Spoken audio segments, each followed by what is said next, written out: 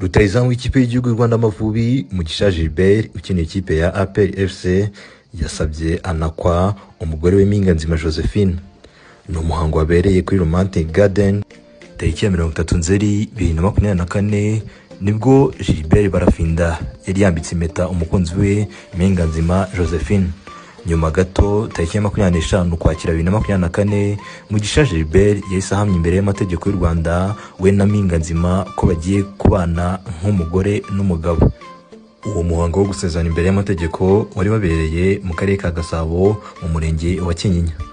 Mukomeze kudukurikirana kuri The Drum ushobora kwandika udusura kuri website www.thedrum.rw. Kuri mikro yari Mugisha Emmy Calvin.